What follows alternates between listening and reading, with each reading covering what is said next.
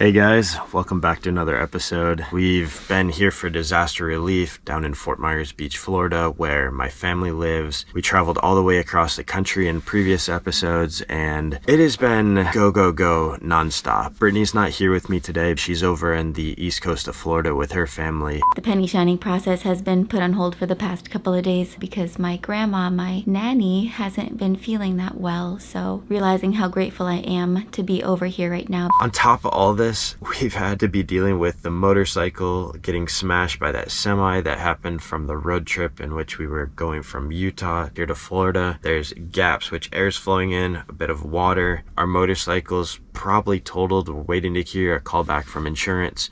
Well, the insurance adjuster just came. He took a lot of photos inside and out of our van before I took Lucky Blue off, got all the VIN numbers, all the data that's needed to submit the insurance claim. He said he couldn't help me touch the bike because of liability reasons. I couldn't seem to get Lucky Blue into neutral, but luckily it only weighs 300 pounds, so I was able to get it off the rack, which there's not much left of right now.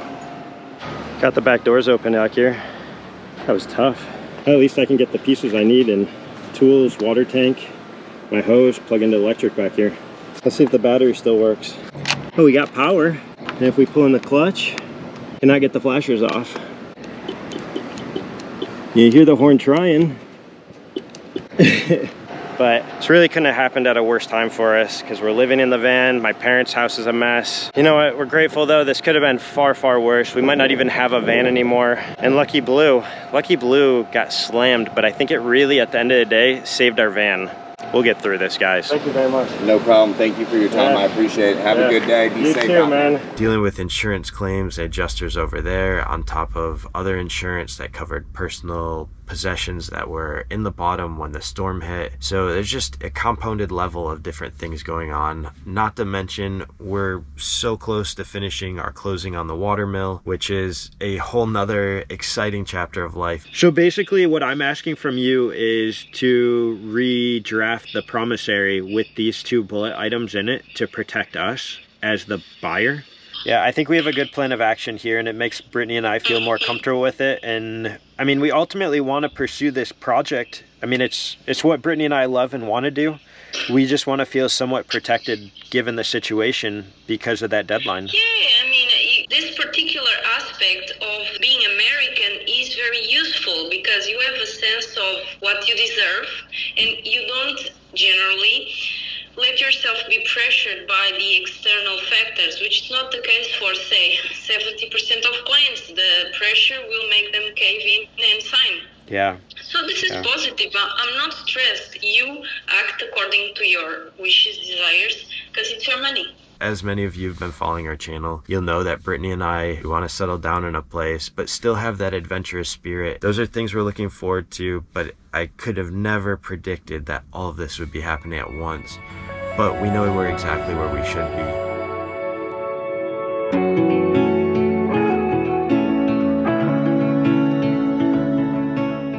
So we've completely broken down our camp where we were parked behind the commercial complex, inland a little bit from the beach. My parents have spent a couple nights out here in their camper van, and they've given me the okay that I can now come out there. The residents have not been allowed to go out to the beach for 2 days, Mondays and Tuesdays every week, because they're trying to work on the infrastructure without distraction, cars in the way, work on the power lines, clearing the debris, and just a lot of the big heavy lifting that needs to take place to get people back out here living. This is footage Drew captured of one of the landfills where the debris is being hauled.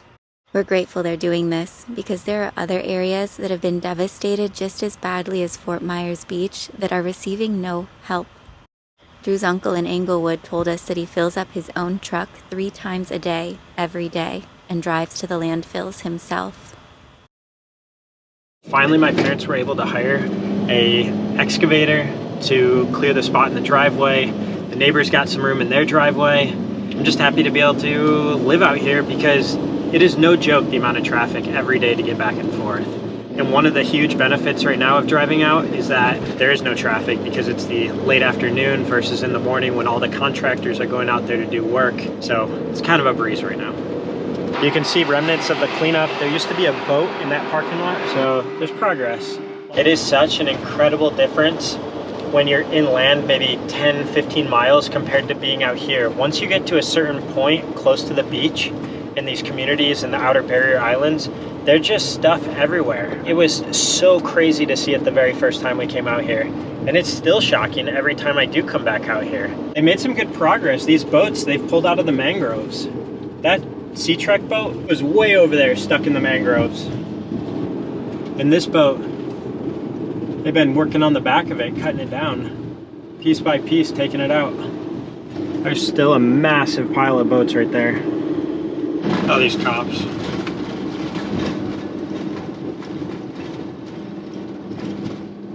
I'm really interested to see in 2 days that I haven't been out here, how much debris has been actually removed. And here they're sifting all the sand, trying to get the debris out of the beach.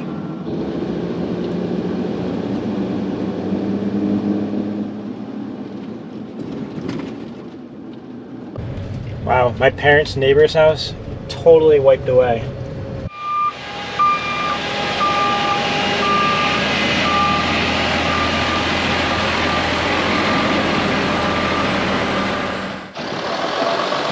Back in.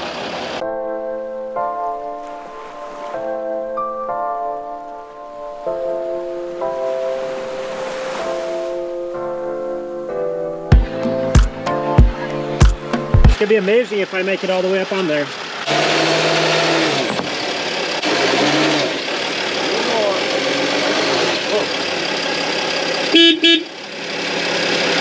Hey, is it alright if I leak my gray water all over your pavers? Hey, no way. Alright, I'll grab a bucket Well, then. they might be cleaner than my paper. Maybe it's locked. I think it was locked. Oh, still locks. Whoops. Alright. There we go. Open. We're good to go.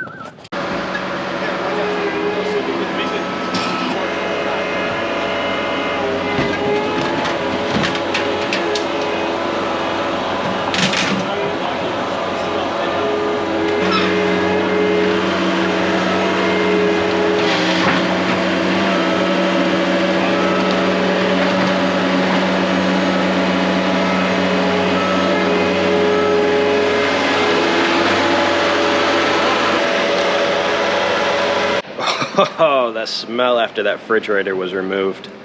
Oh, that's rank.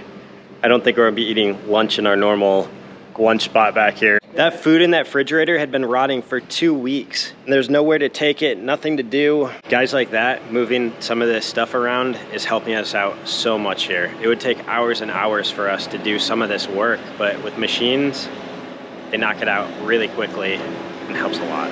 Hey Dad, what do you think of that smell? It is the most putrid. There's maggots crawling. There's over. maggots in here? I saw some a minute ago. Yeah, look at them. There's a couple. I mean, yeah, you see them in the water right yeah, there. in the water and stuff. That's where I saw them crawling. Oh, that is the most putrid smell.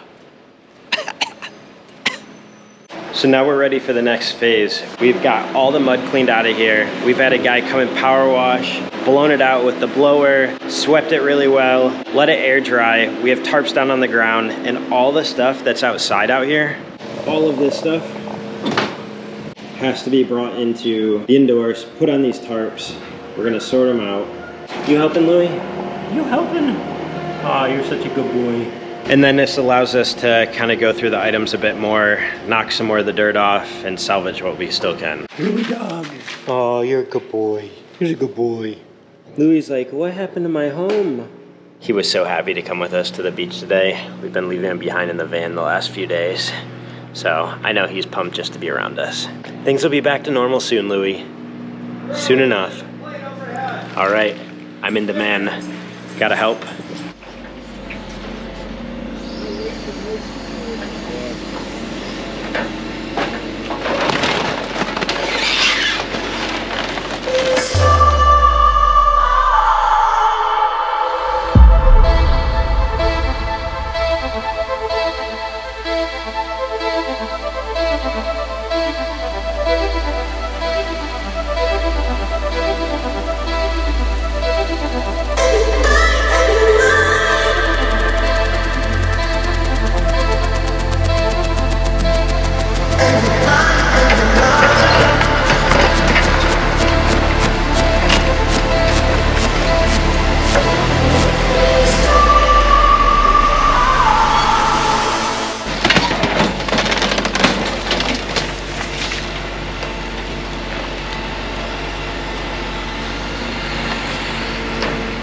Probably one of the hardest things that got hit with all the mud and water going through here were family albums, old photos, all the edges of them, things from trips in the past. And even look at this one. I don't even think anything's worth saving in that bag. Part of our method of trying to restore these is to take photos on our phones to preserve the photos before we try to remove the contact paper, because otherwise it just decimates the photo. Like, it just peels right up and you can't see the image. It's pretty intense.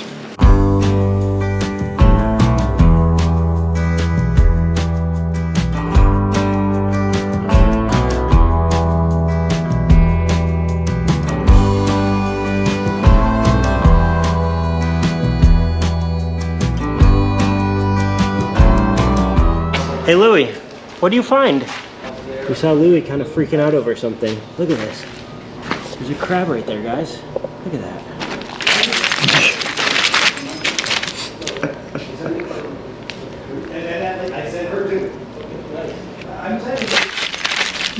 that. We got to get him out of here. Come on. There. Got the crab on my shoe. We'll get him outside. Come on. Go on. There we go. He's free. I want to show you guys something. You guys recognize this guy? He survived the hurricane. Fievel, you're alive. I don't know if we'll be able to salvage him. He's a little dirty. He's a little stinky.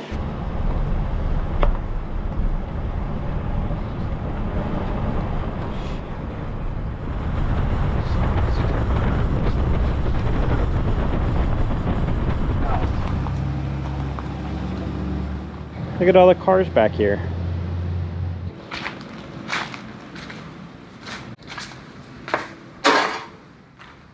Look at this pool cage. It's just decimated.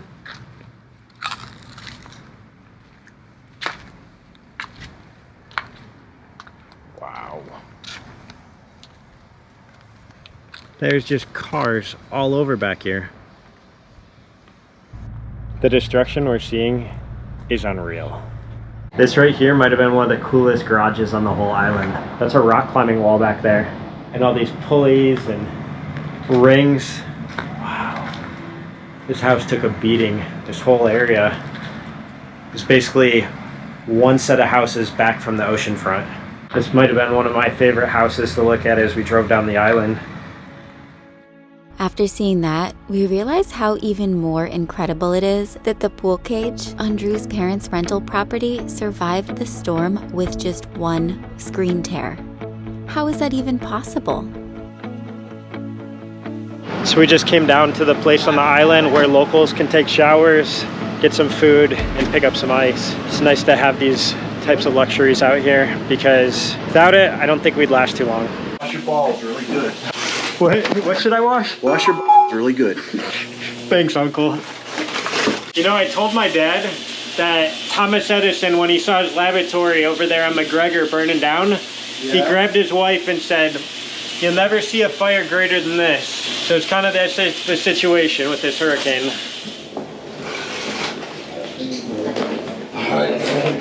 Next stop, dinner.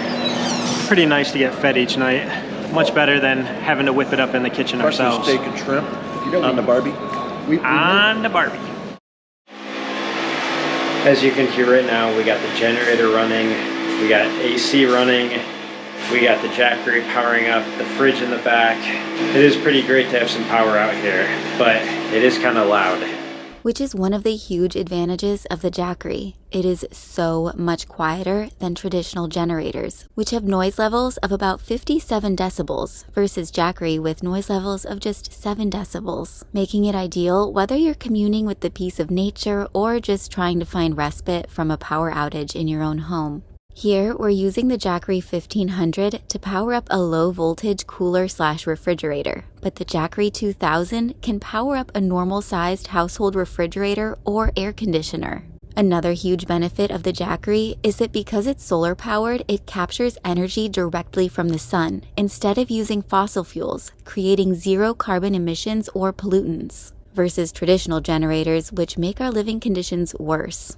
So, whether you're dealing with rolling blackouts or living in an area prone to natural disasters, use our link below to purchase a Jackery so you can be prepared in the best way possible, no matter what the future has in store. It is sort of a weird, eerie feeling being out here at night. It's a little bit like a zombie land. I think we're one of the only people staying out here right now.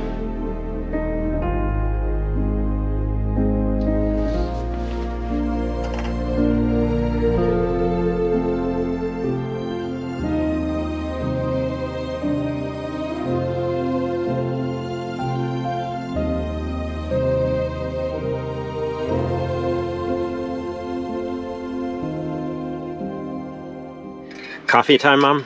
It's coffee time. What's that hour? Cheers to a new day. To a new day.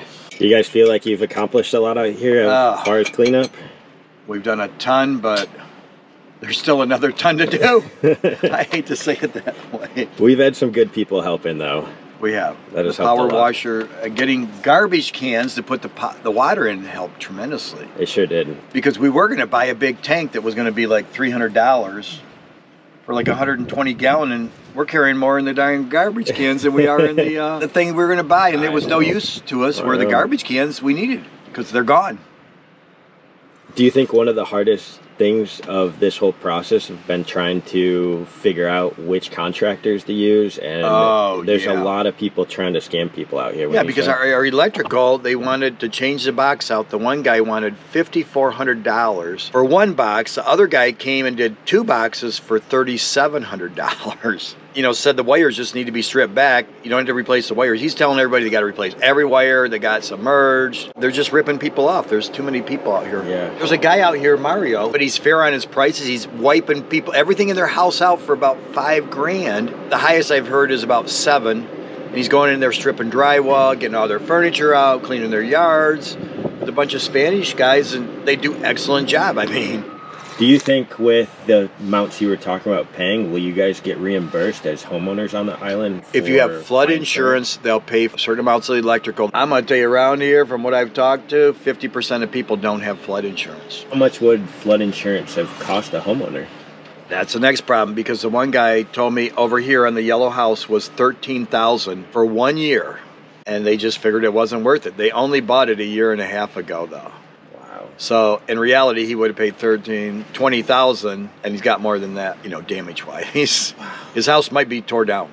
Yeah. From the beach inward, you know, 500 foot in places, everything's gone. There's just pilings left.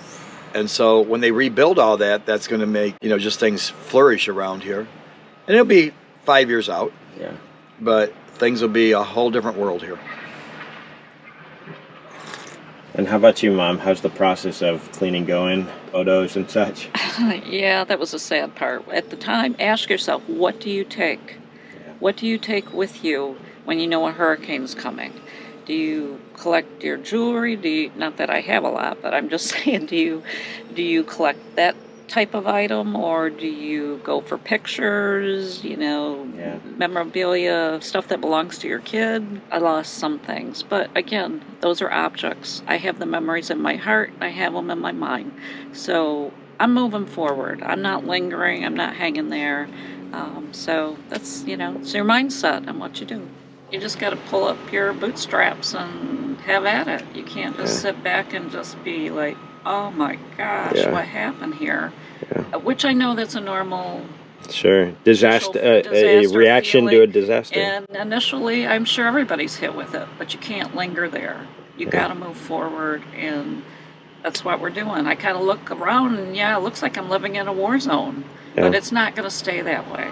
Having generators, having water that we can bring in, having camper vans has been the camper amazing. Van has probably been the best thing, because at least we had a place to stay with all the necessities that were needed. But, you know, there is tough times. Yeah. Well, at least we have a place to go get showers, right? I challenge you. Live without water and live without electricity for a week and see what you're thinking. Yeah. And then come back and talk to us. I think my parents are saying they want to go to Burning Man 2 to hone in their skills on radical self-reliance because they're absolutely crushing it right now. Oh, for sure. Yeah. We can handle the dust. We're all good. Well, I got to get out of here. Be back to help soon. All right. Oh, that's better. That is one of the big issues on the island right now with no septic, no running water. Luckily I have a van, there's a debris pile. You gotta do the do and you make sure it doesn't linger. Ugh, problems of beach. Oh, they got a bag too. Look at that. Helping family in every way I can. I'll have to take a snapshot of this for insurance. Bye-bye, slackline. Well, we're making headway. We're trying to clear out the entire side of the house. This debris is so thick, and it's just wheelbarrow after wheelbarrow as we're moving just the most miscellaneous debris, siding, nails, bags, paint buckets, you name it. There's just everything crammed and washed into this area. Piece by piece, wheelbarrow by wheelbarrow. There's just so much stuff everywhere. It's almost so overwhelming.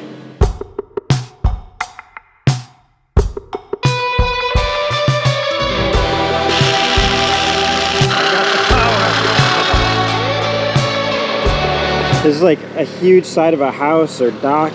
You know what this is? I think it's a floor of a house, actually, because it has flooring. We've since learned that this was actually a floor of one of the cottages of the Silver Sands. Look how many layers there are. Remember the layers off the top of it already. Because there's black, then there's red.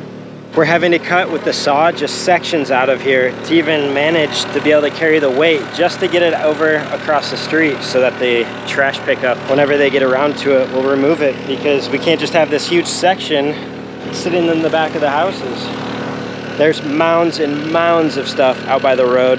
There's trash pickup that comes around.